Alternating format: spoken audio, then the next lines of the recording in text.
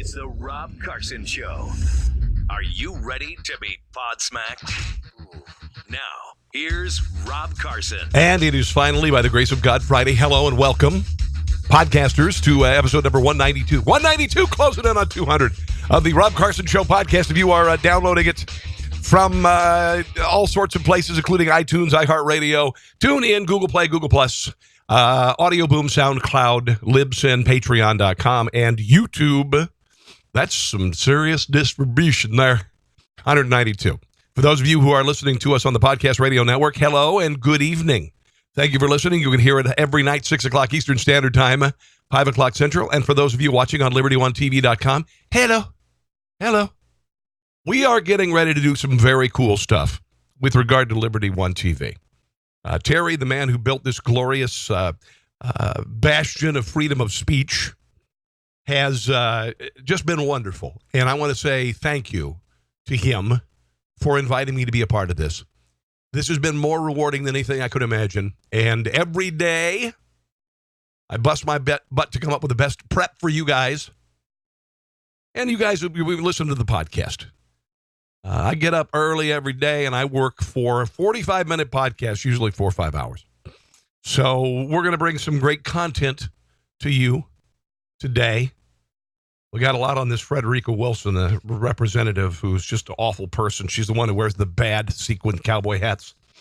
She's calling John Kelly a liar and a racist. Unbelievable. George Bush finally opens his big yap 8 years after the Obama administration ran roughshod over the Constitution, and he's ripping on Donald Trump without saying his name.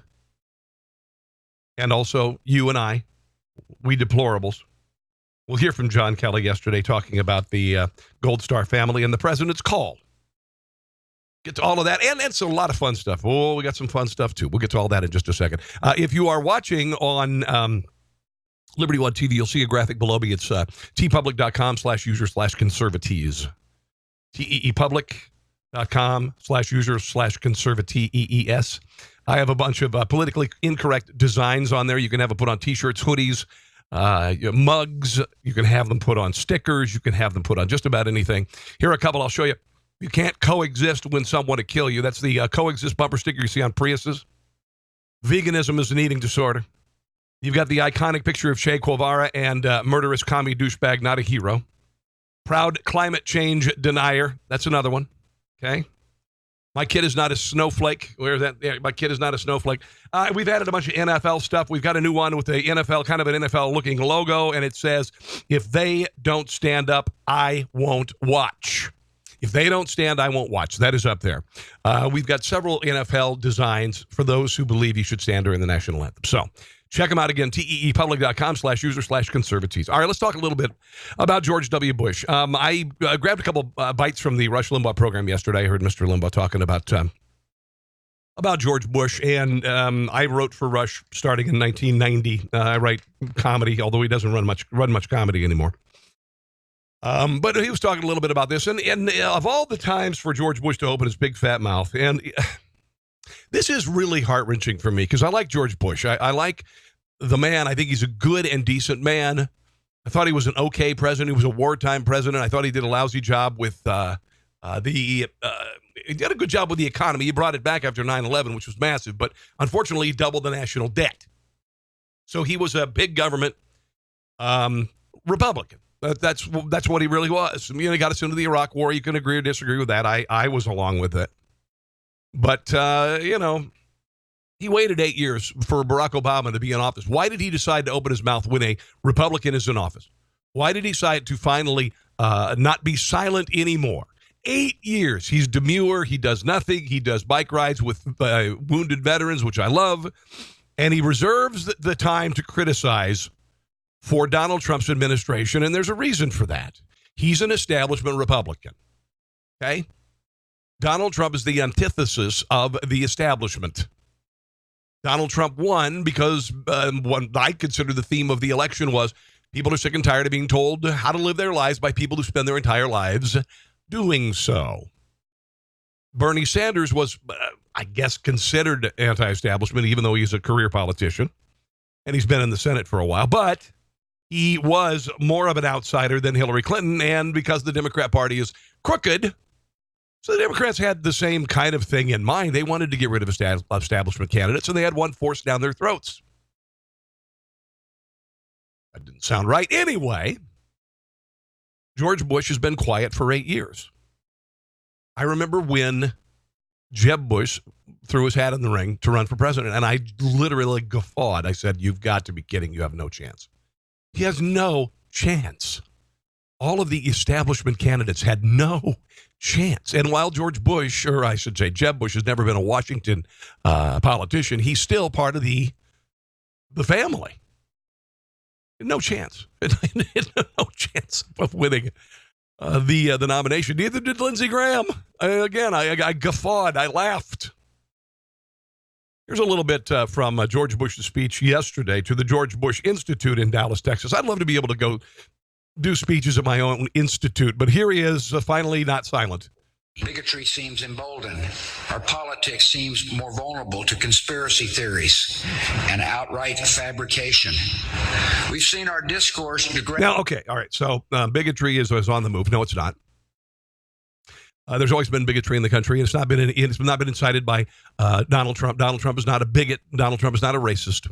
This is a faux narrative being forwarded by some people on the left.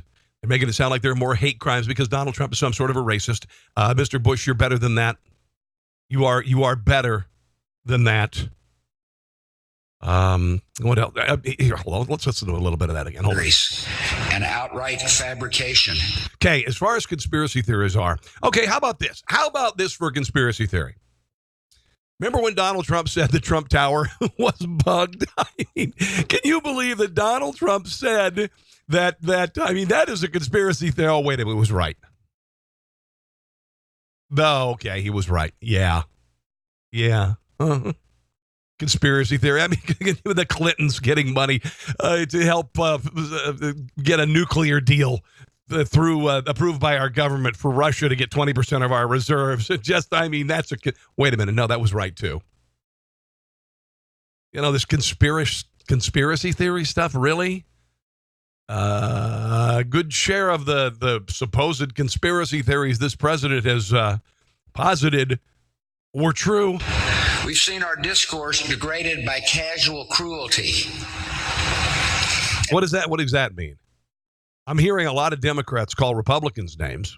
Okay, I got you that. Yeah, Donald Trump is a Nazi. There's Nazis in the White House. He's a white supremacist. At times it can seem like the forces pulling us apart are stronger than the forces binding us together. Argument turns too easily into animosity.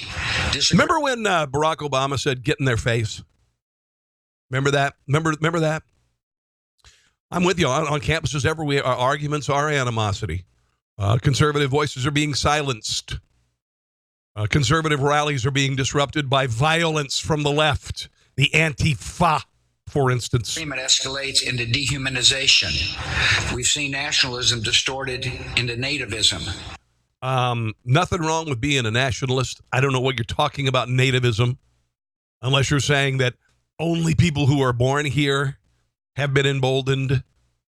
If you're talking about maybe reforming immigration, yeah, needed to happen. I've forgotten the dynamism that immigration has always brought to America. Okay, there's still plenty of people coming into the United States. This is just, I can't believe he's bought into this crap. Our border has been flooded with DACA. 400,000 people flooding into the country. They had a version of DACA that was turned down. It was challenged by 26 states to bring the parents and the families into the country. We just decided to say, hey, how about we have, same immigration policy as Mexico. Maybe we limit the number of people who can come into the country legally, and we stem the flow of illegal immigration. What's wrong with that? Oh, I forget. You like to have that cheap labor. Okay, here's President Bush buying into the Russia narrative. America's experienced a sustained attempt by a hostile power to feed and exploit our country's divisions. According to our intelligence services, the Russian... Okay, this is I think he's talking about Russians buying Facebook advertising. I think that might be part of it. Russian government has has made a project of turning Americans against each other. This effort is broad, systemic, and stealthy. It's conducted a range of social media platforms. Yeah, that's what he's talking about. Okay. That's fine. Whatever. That's what they're doing. But let's not also forget that the Obama administration okayed a nuclear deal, even though they knew that Russian officials were bribing, were giving kickbacks, were laundering money with companies in the United States. And then they gave $45 million to the Clinton Foundation. Clinton was on the board that helped to approve the Russian nuclear deal. We've been through this before. What about that, Mr. Bush? Why haven't you said anything about that? And then, of course, there's the white supremacy thing. Our identity as a nation, unlike many other nations, is not determined by geography or ethnicity, by soil or blood. Being an American involves the embrace of high ideals and civic responsibility. Okay, that's fine. We become the heirs of Thomas Jefferson by accepting the ideal of human dignity found in the Declaration of Independence. Okay, yeah, I'm with you. I mean, we've all pretty much been like that. We become the heirs of James Madison by understanding. I didn't get anything from James Madison. Did you? Were you in his will? I don't know. The genius and values of the U.S. Constitution. We become the heirs of Martin Luther King Jr.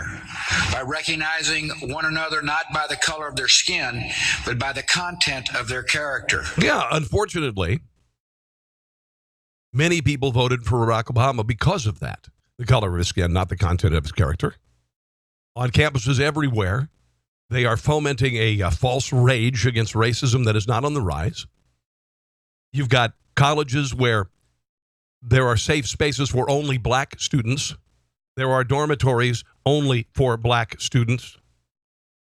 I was reading a story about a university professor today. She said on social media, she calls on white men the last. She calls on black women the first, all the affected groups, and the last person to be, if you got your hand up, last person to be the white kid. That's racism, sir. That's the color of your skin. This means that people of every race, religion, ethnicity can be fully and equally American. It means that bigotry or white supremacy in any form is blasphemy against the American creed. What about black supremacy? What about all the other supremacies out there? I guess it's okay for black supremacy when it comes to campuses and whatnot. That's okay. That's perfectly fine. White supremacy is not on the rise. Okay, the white population is shrinking. I don't believe that white supremacy is on the rise. This is a faux narrative, and I'm kind of sad that this president would buy into it, to be quite honest. And I'm really sad that he didn't help in the last election. He didn't campaign in the last election. That's his choice. But he has also been silent for 8 years until now. And it's clearly because the establishment can't stand Donald Trump. The establishment is upset by Donald Trump. Donald Trump wants to change the tax code. Donald Trump is getting rid of regulation. Donald Trump is untying the hands of our military. Donald Trump is actually showing the ability and the desire to actually want to change and truly drain the swamp. Mr. Bush is part of the Washington set. He is. He doesn't go to Washington anymore, but he's a part of that set. He's a part of the group of people that are set in their ways. They like Washington the way it is, and they don't want the apple cart and the gravy train to be upset. 7 of the richest counties in America surround Washington, D.C., and it's your money. It's your money. All right, let's move on. White House Chief of Staff John Kelly. This man is a hero. He did a press conference a couple weeks ago, and he was just brilliant. I love to hear him speak. He's a Gold Star dad. His son died, I believe, in 2010, was killed in Afghanistan. And we've got the story of this Frederica Wilson saying that Donald Trump, and she was listening in on a call from the president in a limo, and it was to a Gold Star wife by the president of the United States. Okay. The representative, for some odd reason, and this is a call to the Gold Star wife of Sergeant LaDavid Johnson. He was one of 4 men soldiers killed in Niger. By the way, Representative Wilson referred to Sergeant Johnson as she refers to as my son and a Green Beret. He was not a Green Beret. Only one of the 4 soldiers was a Green Beret, Brian C. Black. He was one of the 4 soldiers. She is a dimwit. She is a doofus. She wears an idiotic spangled cowboy hat. And, I'm all about trademarks. Trademarks are good. You want to have a trademark look. You want to have a trademark whatever. But trademarks aren't good if you look like an idiot. John Kelly was defending Donald Trump's call. Donald Trump said, essentially, your son knew or your husband knew what he was signing up for. I'm sure that doesn't make it feel better, essentially. John Kelly explained why he said that. Here are several things that he said yesterday during a press conference that I thought was absolutely brilliant. 4 people the other day and expressed his condolences in the best way that the president called him all 4 people. He could. And he said to me, so he called 4 people the other day and expressed his condolences in the best way that he could. And he said to me, what do I say? I said to him, sir, there's nothing you can do to lighten the burden on these families. But let me tell you what I tell them. And let me tell you what my best friend, Joe Dunford, told me, because he was my casualty officer. He said, Kel, he was doing exactly what he wanted to do when he was killed. He knew what he was getting into by joining that 1%. He knew what the possibilities were because we're at war. And when he died, in the 4 cases we're talking about in Niger, my son's case in Afghanistan, when he died, he was surrounded by the best men on this earth. And his best friends, by the way. There was another Gold Star widow who shared a phone call. They did a speakerphone call with the president. And I just decided I didn't want to play it. I know she made it public. That's fine. I just felt like if I say, well, it's different. This wretched, awful woman, Frederica Wilson, she was party to a private conversation, and she decided to make it public and make it political. She made it political. She could have kept it right there, but she decided to go after Donald Trump with this phone call and her perception of the phone call, even though she didn't hear all of it. A little bit more from John Kelly. I was stunned when I came to work yesterday morning. And by the way, Donald Trump at least had the humility to ask a Gold Star father and hero and say, what do I say? What do I say? Donald Trump, this arrogant, pompous, billionaire, he said, what do I say? And John Kelly told him that. Told him. He signed up for it. He knew what he was going to get. Wasn't meant like, well, he knew what he was going to get, so sorry, he's dead. He didn't say that. Brokenhearted at what I saw a member of Congress doing. A member of Congress who listened in on a phone call from the President of the United States to a young wife, and in his way tried to express that opinion. He's a brave man, a fallen hero. And by the way, the other 3 Gold Star families involved have said nothing. One has said and shared the phone call, and it was great. Only this one with the hyper political partisan who's been going after Donald Trump since the day he stepped into office, saying that he needs to be impeached.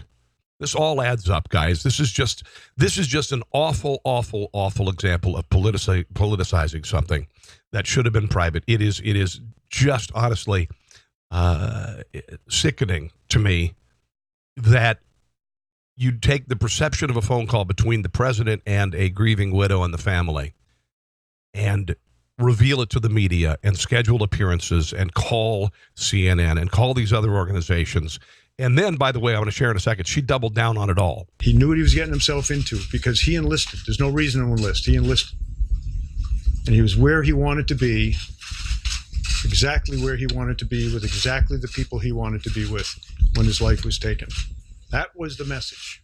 That was the message that was transmitted. It stuns me that a member of Congress would have listened in on that conversation. Absolutely stuns me. And I thought at least that was sacred. Okay. And he was wrong. He was wrong because with Democrats, nothing is sacred because it's all about taking out Donald Trump. It's all about Donald Trump. That's it. Here's Frederica Wilson on Donald Trump. This is in February, okay? The president has been in office about a month.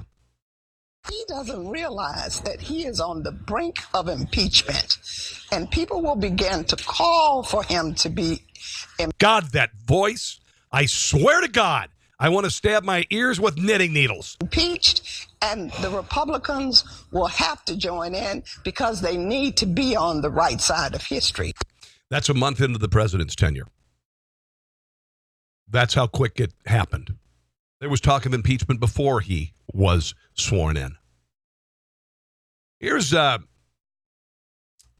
John Kelly talking about Frederica Wilson and how she likes to politicize things. This is in the same presser yesterday.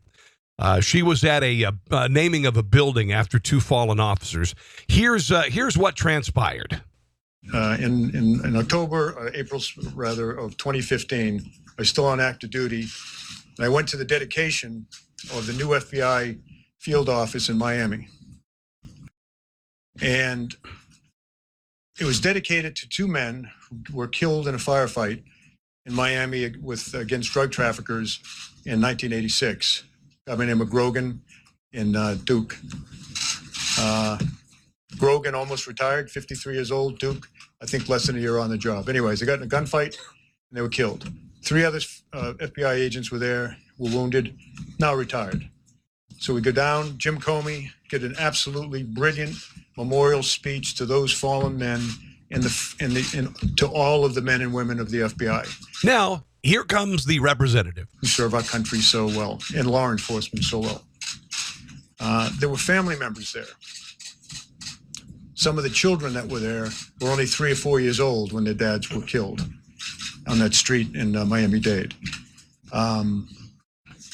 3 of the men that survived the fight were there and gave a rendition of how brave those men were and how they gave their lives. And a congresswoman stood up, and in the long tradition of empty barrels making the most noise, stood up there and all of that and talked about how she was instrumental in getting the funding for that building. And how she took care of her constituents because she got the money, and she just called up President Obama, and on that phone call, he gave the money, the $20 million to build the building. She sat down, and we were stunned that she'd done it. Even for someone that is that empty a barrel, we were stunned. You were stunned, yeah. Wow.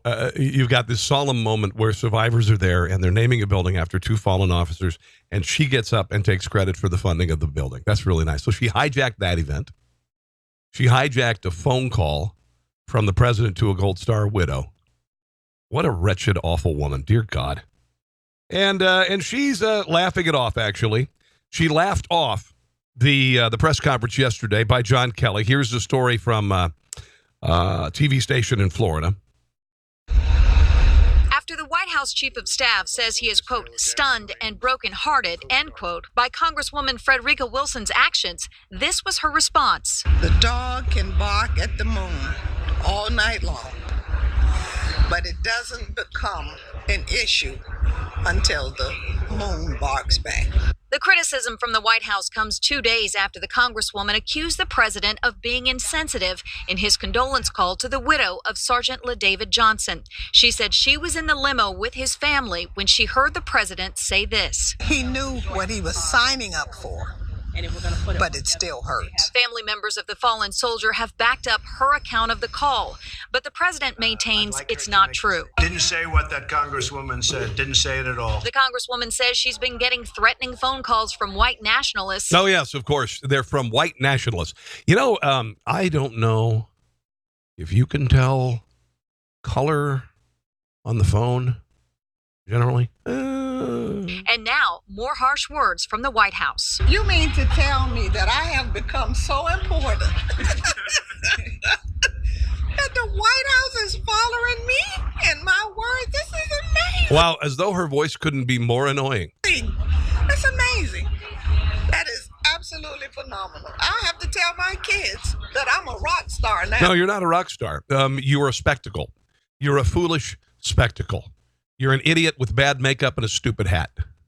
You're a rodeo clown. Now, John Kelly had made a reference to an empty barrel, an empty vessel. You heard that. Representative Wilson decided that she would use that as an excuse to call the press secretary or I should say he's not the press secretary, chief of staff, that she would use the opportunity to call this Gold Star father, this honorable man, this well-spoken man, call him a racist. This is sickening, and I want you to listen to how she quickly brushes off the charge that she has made. Okay, listen to this real quick. Empty barrels make the most noise. Yeah, empty barrels. And he was using that. He was likening that to you, basically that you're I think that's a racist term too. I'm thinking about that when we looked it up in the dictionary because I had never heard of an empty barrel. Okay, I looked it up online extensively. It's not a racist term. Originally, it was used in Jamaica. I'll explain exactly what it meant in a moment. But if it really was racist, listen to this, how she easily moves on to the next subject. That's a racist term, too. I'm thinking about that when we looked it up in the dictionary because I had never heard of an empty barrel. And I don't like to be dragged into something like that. Already moved on. The only thing I want to be dragged into right now is bring back our girls who are the victims of Boko Haram. Okay, so now we're back to the women who were kidnapped by Boko Haram during the Obama administration. By the way, that was when we heard about hashtag activism. Remember when Michelle Obama put the hashtag bring our girls back, and he's like, it doesn't mean anything, right? Doesn't mean anything. That said, did you see how quickly she pivoted off of it? She did the drive-by racial thing. She did the lowest form of discourse. The clear sign that you're losing the argument, the last sign that shows you're losing an argument is when you hurl the word racism. And she hurled it like a bag of feces out of a window and then moved on to Boko Haram, of all things. Boko Haram? I looked up. The empty barrel makes more noise. So an empty vessel makes the most noise. Empty barrel makes the most noise. An empty vessel makes a louder noise when struck as there is more room for the sound to reverberate. Hit an empty saucepan with a spoon, you'll get a loud ringing that lasts for a while. Now fill it with water and do the same. You'll get a muffled sound that dies almost instantly. The press secretary, I should say the chief of staff, said that she is an empty vessel because first of all, her head is empty.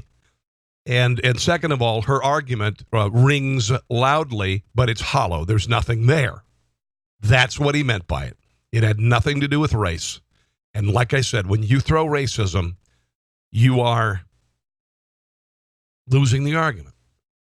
I got to tell you, I haven't seen something just disgusting in a long time. I mean, just to immediately politicize a phone call that you probably shouldn't have even heard, and even though you didn't hear it all, make a judgment about what the president said, and then go to the media to tear him down. It's just honestly really, really bad.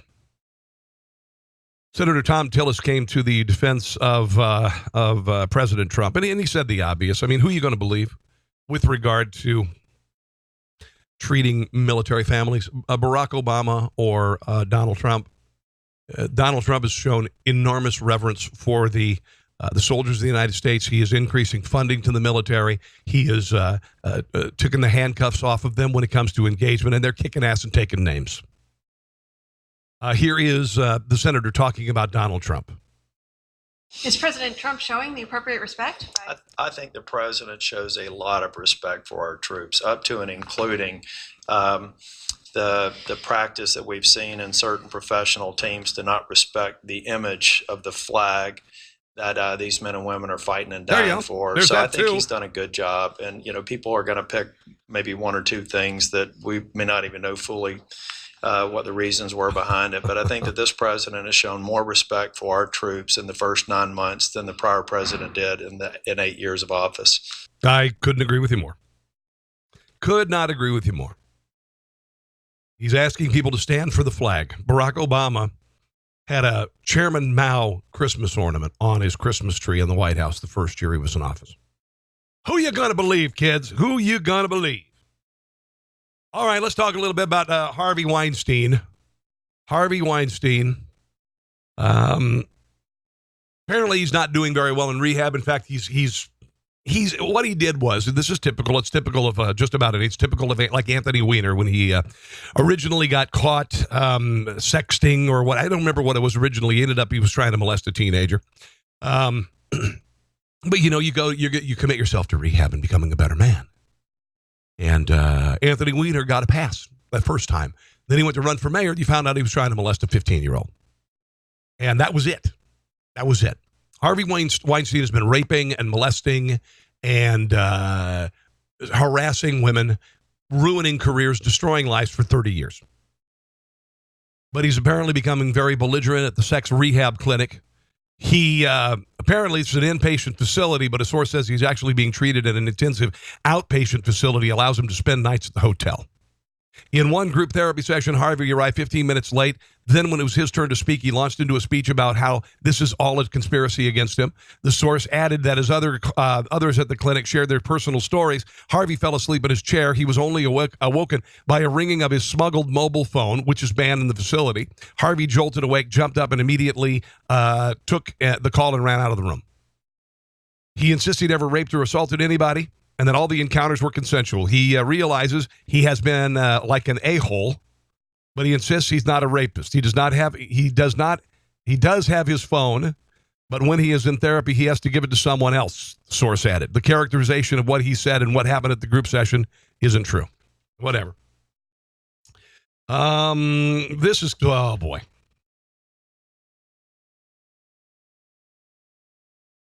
Another Democrat, Representative Eddie Bernice Johnson. It's a woman, by the way. And only because she's a Democrat, she's able to say these things.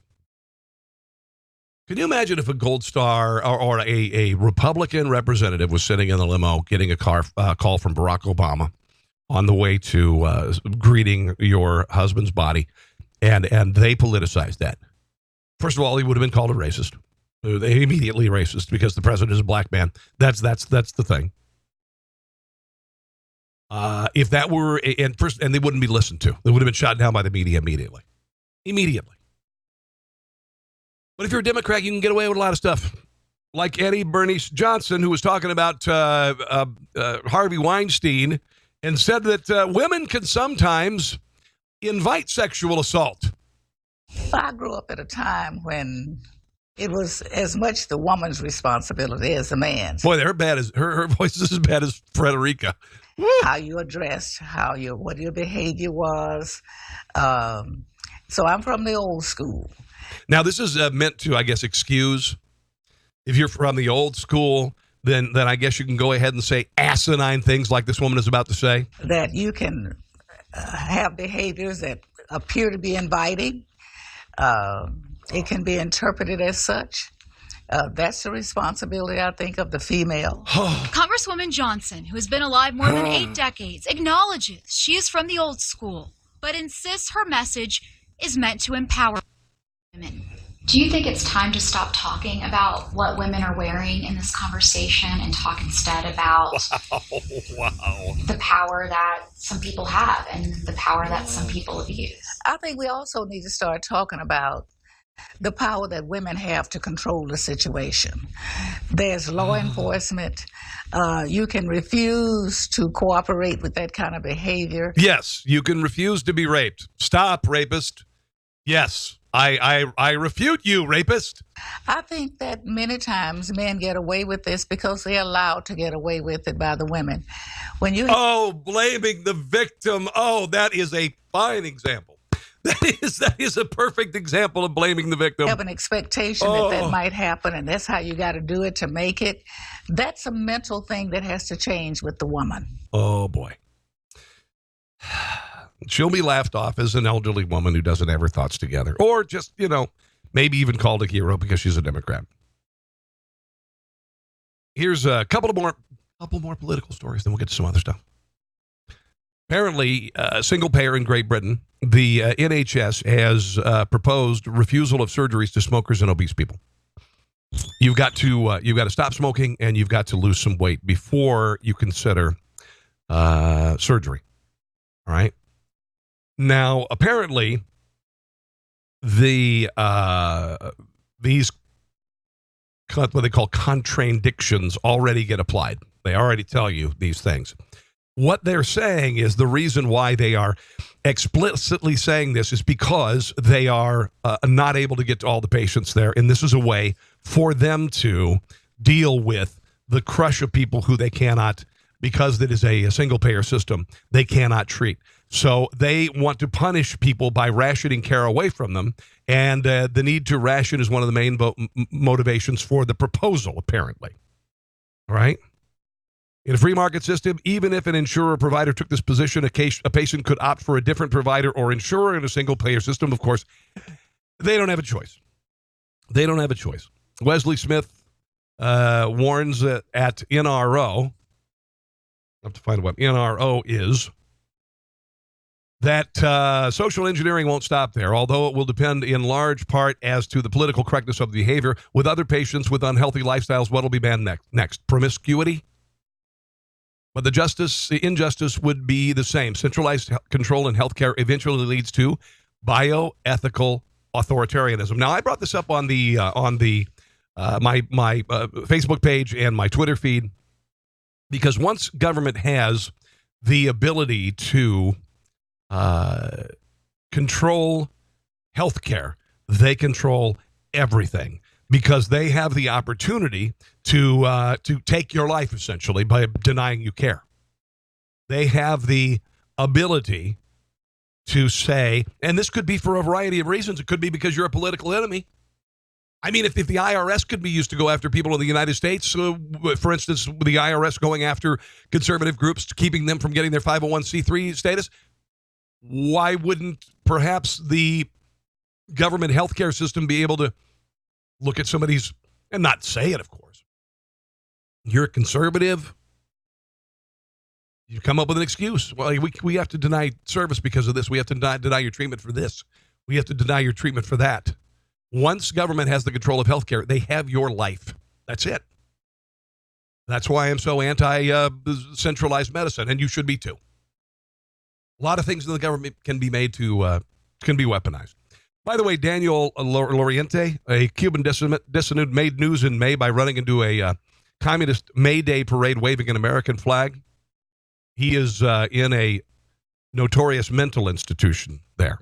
Family members say that doctors diagnosed him or have not diagnosed him with illness or charged him with any crime, but that's how they do it. They keep him in these state-run institutions. He is essentially a political prisoner. His son says his father has refused all medication and food coming from the state, so his family sends him crackers and milk. He says that he will not eat at the hands of the oppressor. He faced charges of public disorder following the incident in May, but a local court dismissed the charges. The dismissal appeared to have no effect on his confinement. Okay? This is how they do it. Now, I want you to listen to this. Following his arrest, authorities told Loriente he would be transferred to this institution called Missouri for, are you ready for this? Believing in God, which communist doctors consider to be a sign of mental illness.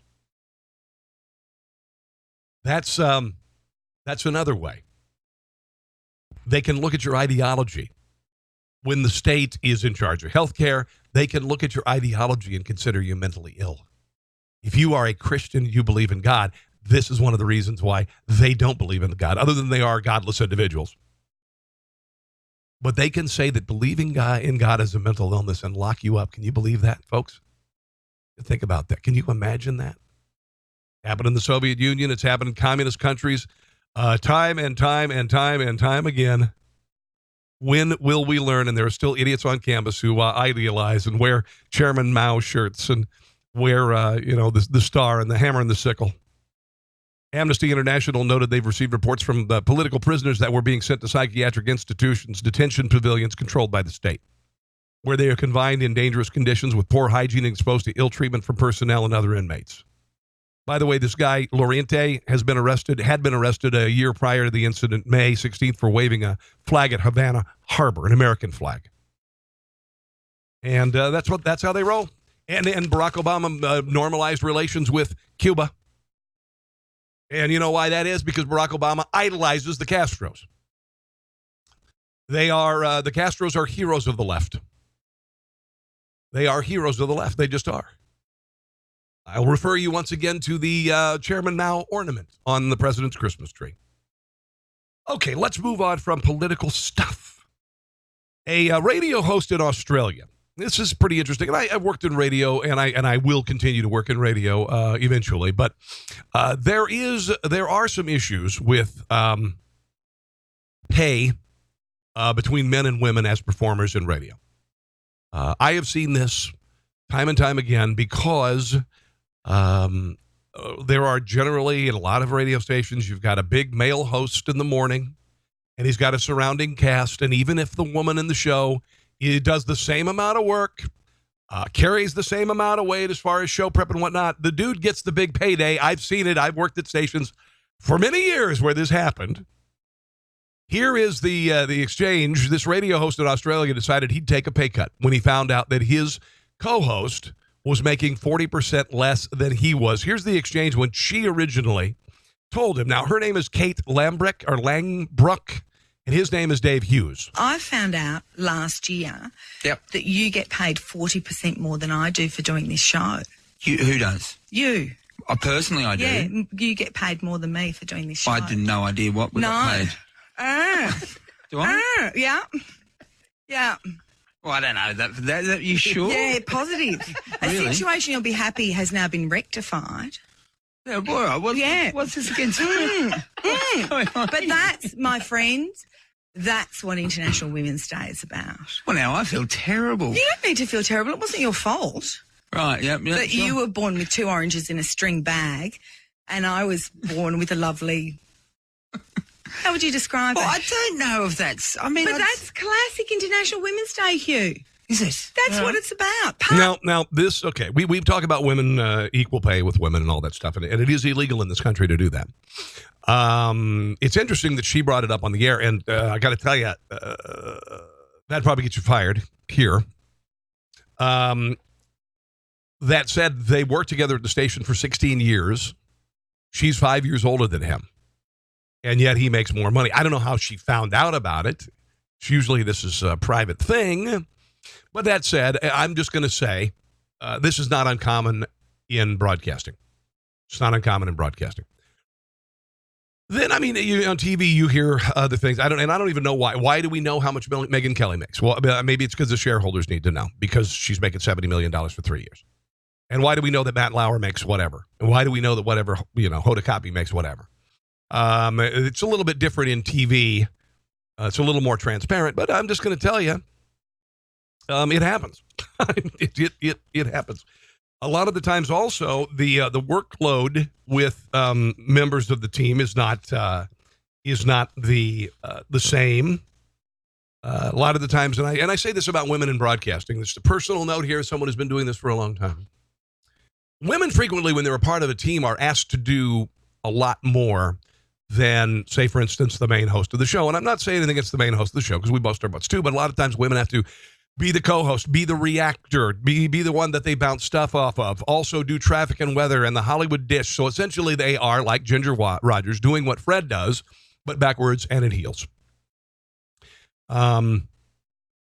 It's an interesting conundrum. I don't think everybody on the show should make the same amount of money. Don't get me wrong. But if you've been there for the same amount of time and your duties are the same and is a co-host situation, You make what the other person makes. I knew, for instance, just because I worked with her woman in Cincinnati, because I helped her with her contract. She'd never had a contract like that, and I helped her with her contract, and I knew what she was going to make, and I actually said, "No, you got to make more." Why is that? Because I make more. Okay. And I know she was making pretty much what I was making. And yeah, well, I've said enough about it. I guess I've said enough. All right. Oh, geez. Yeah, the Dodgers are going to be in the World Series. Dodgers are going to be in the World Series. Line shot, and it is caught, and the ball game is over. Yeah. And the Los Angeles Dodgers have won the pennant. The Dodgers are headed to the World Series. I'm glad that the Cubs didn't win because I don't want the Cubs to become the Red Sox. I'm glad they won. I'm glad we saw it. When you think about it, a lot of people were born and died, including Harry Carey, without seeing it. And so I thought it was cool that they won last year, but I didn't want them to win again and again and again and again and again. All right. Now we just have to wait for the winner of New York and Houston. New York and L.A. Here we go. We got bookends of the country, no flyover country. I don't know how interesting the game will be. Who knows what it's going to be? But I'm kind of glad for the Dodgers because the Dodgers haven't won since 1988.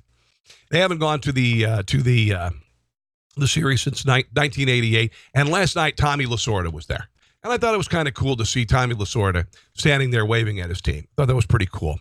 Kike Hernandez hit 3 home runs, including a grand slam. Amazing. Kike Hernandez. Kike, not Kike. This is full of Dodgers with one away. That's a drive into right center field. Very nice. Hernandez Very sends nice. one deep, and that ball is gone. It's a grand slam. Kike Hernandez. Hernandez, a high fly ball. Is he going to do it again? Kike Hernandez has done it again. His third home run of the game. Oh, boy, that's good. And Hernandez has hit 3. Ties a Major League record for most home runs in a game in a championship series. All right. So, yeah, that's pretty cool. I'm Kike, not Kike. Kike Hernandez hit 3. That was pretty sweet. We'll see what happens. Chiefs lost last night. I'm not going to get into that. It was a last minute TD by Oakland. It's just a mess. Now they're 5-2. Off subject. This is kind of cool. There's a video that's gone viral. I don't know if you knew. Nancy Cartwright does a lot of the voices on The Simpsons, and she did a 40-second video running through the 7 different characters that she does. I want you to listen to this because I do voice work for a living. I do, different voices. I do Morgan Freeman. I do Shaggy from Scooby-Doo. I do things like that. She does, 7 voices on The Simpsons. Listen to this. Your attention, please. Your attention, please. I have an announcement to make. I'm bored. Ha ha! You think you're bored? What about all those poor suckers out there in the audience? Wow. Yeah. They just keep praying that their category is next. Well, as long as they are praying and while we're at it, I get to anoint their feet. You keep your hands off me, you little twink, or I'll call the cops. My daddy's a cop. His breath smells like cat food. And that, my friends, is how I make a living. All right, that is cool. I didn't know she did the whatever the thing is that Maggie does, but she does it without the pacifier in her mouth. I thought that was really, really cool. I'm fascinated by the voice thing. I'm fascinated by the voices for Family Guy. I'm particularly fascinated by the guys on SpongeBob and the voices they do, because they are amazing, especially the guy who does SpongeBob. He also does Patchy the Pirate, and he is just incredible. And if you get a chance to, and you're hanging out with the kids, make sure to check out the SpongeBob Halloween special. It's kind of a stop motion animation version of SpongeBob, and the Christmas episode came out a few years ago. It's wonderful.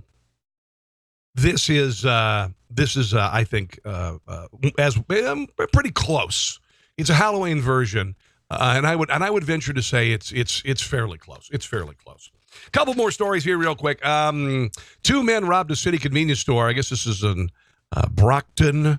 I'm not sure what state it could be in. I think Massachusetts. Anyway, they stopped at a convenience store Tuesday afternoon. They both had hunting knives, and they demanded a single $1. They then fled the area east on foot. The witnesses who called police followed the suspects to the street and then lost sight of them. They're saying the two people are between the ages of 15 and 18, one wearing a red sweatshirt and a white shirt, the other one a white hooded sweatshirt. They just wanted $1. What are you going to do with $1? What are you going to do with $1? I mean, honestly, and couldn't you just walk in and just say, "Can I have $1?" Wouldn't that be a little bit easier than going in and demanding $1 with a knife? Just unbelievable. Finally, the last story of the day, and I thank you for joining me today. Playboy is getting its first transgender model.